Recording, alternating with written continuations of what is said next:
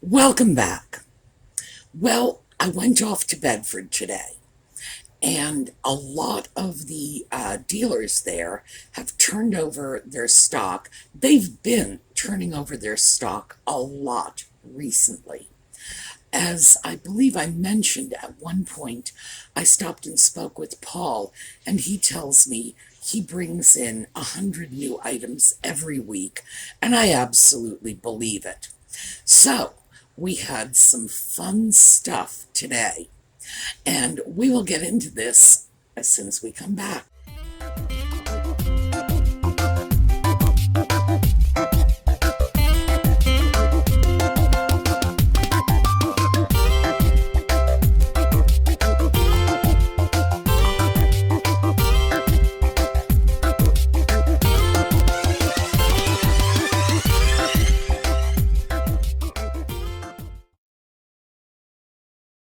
So, my first stop today was one of Paul's first floor cubbies. And I really started off with a bang. I found just a wonderful piece. It was over my price limit, but I didn't let that stop me. So let's take a look at this. All right, another one of Paul's cubbies. So let's go check out what I've seen here. This is a Satsuma teapot. Here's the lid. The lid sits very precariously on the top, but it's clearly the correct lid. It's not a mismatch. The piece is in very good condition. We've got this fantastic dragon head here on the spout and also on the lid, and everything we look for in a nice Satsuma piece. The price is $19. This is almost twice my little limit, which, as you know, is $10, but this piece is coming with me.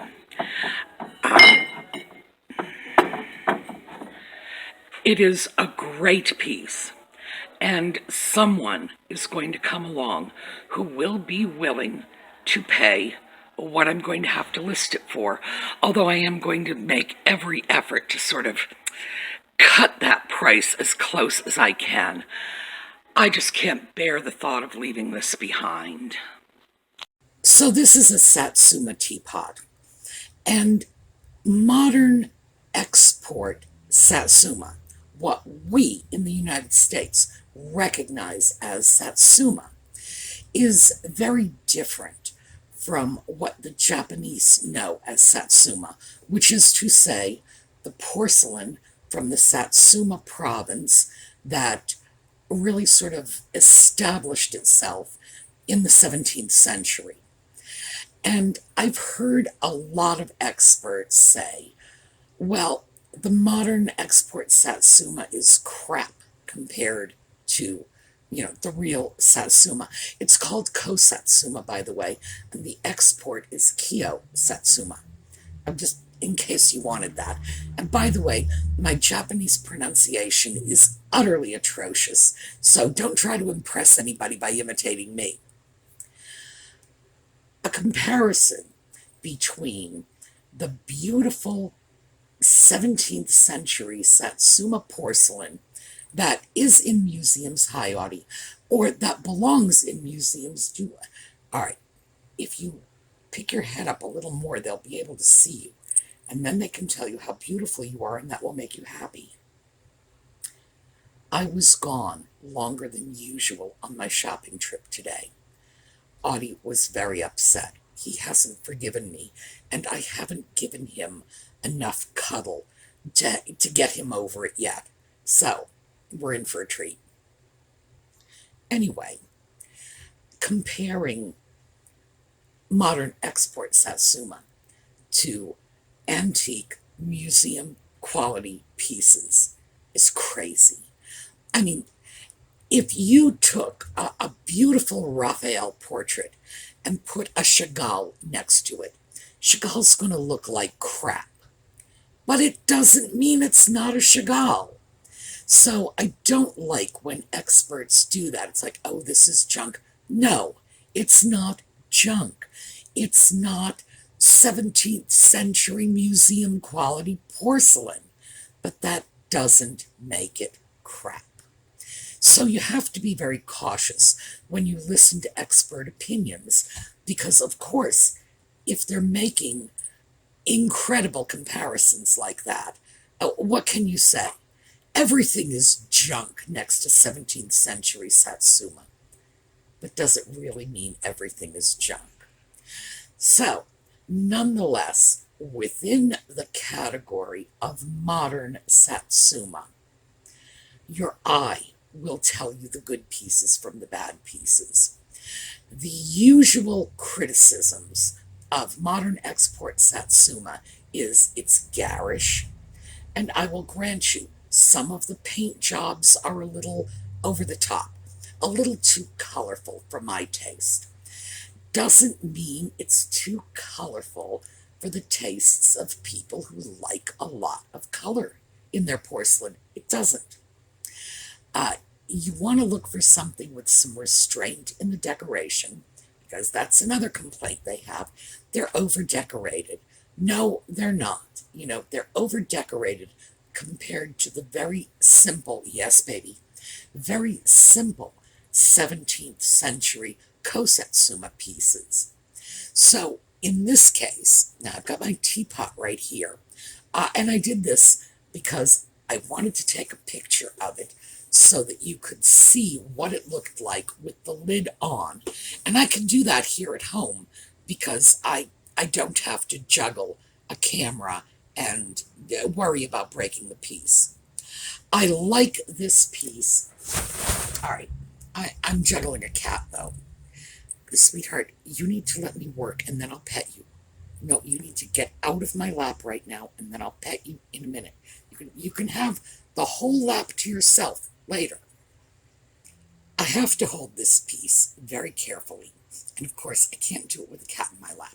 And the reason is this lid is a little unstable. So, we're cuddling it on. The orange is not too bright. Now, this is a color combination that we expect in modern Satsuma, but it's more restrained, meaning that the experts will tell you it's a better piece. It's not loaded with decoration. We have a central figure, we have some background images, but some pieces are just a little overdone. Here is the back. Back is very simple. We have our palm trees, and we have our sand mountains, I guess. Looks like a desert scape. And then, of course, we have the dragon. And we have the dragon on the spout, and we have the dragon head on the lid. So that is what I would consider to be a nice piece of export Satsuma. It's restrained. It's got the color combination we look for, but still, it's not overdone. It's not too busy. And that's what the experts don't like. They don't like too busy. Now, mind you, some people love busy. Ultimately, art is a matter of what you like. But I did want to take a few minutes and just explain that to you. And also, so that you could see the pot. Unfortunately, that little lid thing, I expect when I list that pot for sale, I'm going to have to make it clear that I think it should be used for display only, mostly because of the lid issues. But I did not get it because I thought it was going to make a great pot of tea. I got it because I thought someone would love to add that to their display collection and not necessarily the teapot they were using to serve their guests. Two very different things. But that was a few minutes worth of Satsuma. Just thought you might find it interesting. I have another piece of Satsuma. Let me show that to you. I'll be right back. Now, this is what people mean when they say overdone and garish, and there's like not an inch of this piece that isn't decorated. I do not find this overdone and garish, mostly because the color palette is pretty simple. We've got some neutrals and some pastels. So, and I wish I had thought, so I didn't have to interrupt and go run and get this. I wish I had thought of showing you this when I showed you the teapot. Again, it's everybody's taste. This is more consistent with my taste. And you know I love Rose Medallion, and you can see that this is more compatible with the Rose Medallion style. There are more similarities. So the fact that I have this piece reflects, by the way, this is the front. It reflects my taste. This, by the way, was another Bedford find, and I think I paid $20 for it. It was a good deal. So anyway, a few minutes worth of Satsuma, just in case you're ever interested in picking it up. Let your eye be the judge. If it looks overdone to you, it's overdone, walk away, because it's overdone for your taste. If you look at it and it appeals to you, then it's just right. All right, next up, still in Paul's cubby. I think this was a different cubby, though. This piece, which is a refrigerator dish that is approximately 8 by 8. Our price on this is $9.50. The bottom is good. We have, I'm not sure what that is. This is something I think will wash off. Where the issues are is here, there's a chip. Here, there's a chip. And that's actually about it. Otherwise, this is in very, very good condition. And this is a fantastic price for a piece this size. So when this comes home with me, the first thing I'm going to do is put a sanding bit on my Dremel and smooth these chips down. I don't want them to be dangerous, but because of where they're located, no one's ever going to see them. And frankly, oh, we've got a little one here too. Again, I will smooth it down. No one's ever going to see the chips, frankly. And these pieces go for a lot more than this. So, absolutely coming with me. I use refrigerator dishes. That's part of my, if you've got to have stuff, why not have nice stuff? And I see no reason why I shouldn't have pretty refrigerator dishes instead of empty Cool Whip containers. I realize it's just my refrigerator and nobody's going to see it, but I'm going to see it. And having prettier stuff makes me happy. So I have been pricing these pieces out.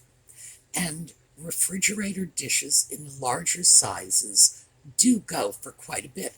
So being able to grab that one for under $10 is fine. I'm not even concerned about the damage on the underside of the lid. As I said, I will sand that out. I don't want it to be dangerous. I'm going to want to smooth all of that off, because the last thing in the world you want to do is pull something out of the fridge, have it slip in your fingers, and end up, bleeding your way to the emergency room. I do think that is a nice piece. I think it was worth the money. Actually, I think it was a bargain, because if I were to buy something like that online, not only would I have to pay more to begin with, but I would have to pay the ghastly high fee to ship it. So, not a bad deal. he had some other refrigerator dishes there too, Pyrex, and his Pyrex was priced much higher. So I didn't even bother showing it to you, mostly because it was roughly the same prices as everyone else's Pyrex. So it wasn't even as if I had like a great deal to show you. No, it was just average.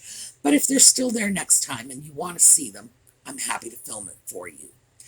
Um, Next up, I went into a booth.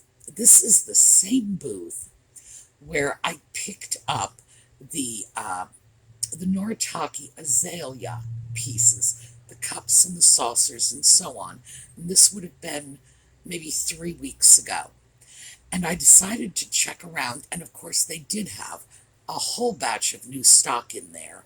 So I was able to get something and to show you something that I left behind. This is a very pretty, very simple Czech creamer. And we are looking at probably the era between the two world wars. The lusterware, let me get it out from under that light, you might be able to see better. It is yellow, it is variegated, it is iridescent. It's going to be very hard to capture that with a camera, but this is a really nice little piece. Good condition, $5 coming with. So interestingly enough, here's our Czech creamer. Here is a Japan creamer. If you look, they are approximately the same size. They are both lusterware. I find the Czech creamer in this case to be superior because of that variegated and iridescent quality to the lusterware. Also, this sort of plain blue in Japan lusterware is very common. That piece is $6, and I don't think it's coming with me. I will think about it, but I don't think so. I think this is what's leaving the booth. Months ago, I told you that in general, European lusterware is priced above Japan lusterware, and usually when you find something from Germany or Czechoslovakia, Austria, etc., or any of the little territories we know as Germany and the Czech Republic these days, Bavaria, Silesia, etc., in general, they were priced above the Japan pieces, and the Japan pieces were less. And this time, of course, no real exception. But what was different is this time I passed up the Japan piece. And this is, I think, the second time I've done that, maybe third, because the Czech piece was nicer and the pieces were relatively comparable. In this case, it was a $6 creamer as opposed to a $5 creamer. The $5 creamer was a good deal, but it was a very ordinary Japan creamer. Blue lusterware, a little black lining around the top. $5, good deal, but the Czech creamer at $6 was more than $1 better because of the wonderful iridescent and variegated lusterware.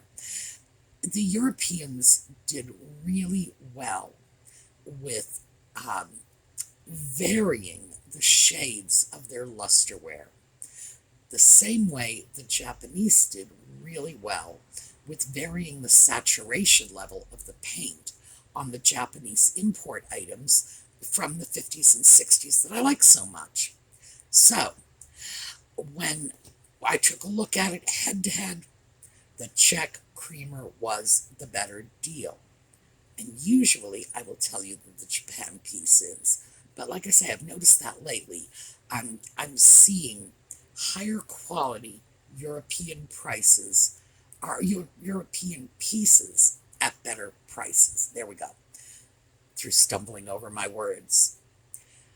But I wasn't through with this shop.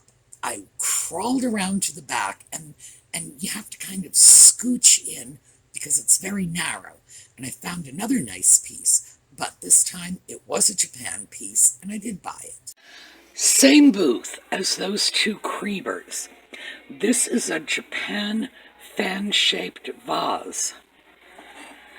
Very Art Deco looking. Hard to tell because that particular mark was used in the Deco period, 30s and 40s, but it was also used right into the 60s. So dating a piece like this, it's hard to say. $5, as you can see. Condition is good, and it's going to need a lot of cleaning because clearly it's been used. Yes, I am taking this. I think what's going to sell this is the strong Art Deco design, and Art Deco sells. Now, that piece is very heavily influenced by Art Deco.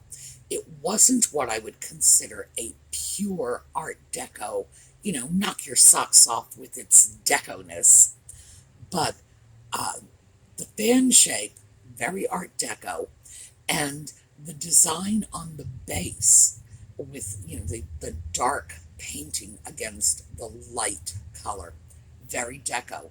The flowers, a little more sort of arts and crafts than really deco, but it's probably from the right period because there was overlap between these, and Art Deco pieces sell. So I thought that was a good deal. Now, mind you, I'm going to be soaking it for a month before I sell it, but it's a nice piece, no damage, $5. I couldn't resist. All right, next up. Oh, yes, the planter. Take a look at this planter, and I'm sure you'll see right away why it captivated me. Let's take a look at this pretty little planter. The planter has nice lines, but it's really this great color combination that is selling me on it. Here, along with the $5 price tag. So I am taking this with me. So the lines are good on that planter. Very nice, very interesting. But gee, the colors. Wow, that is a terrific color palette they used. I love it. I don't see things like that very often. Usually when I do, I will grab them because I know I'm not the only person who's going to fall in love with that.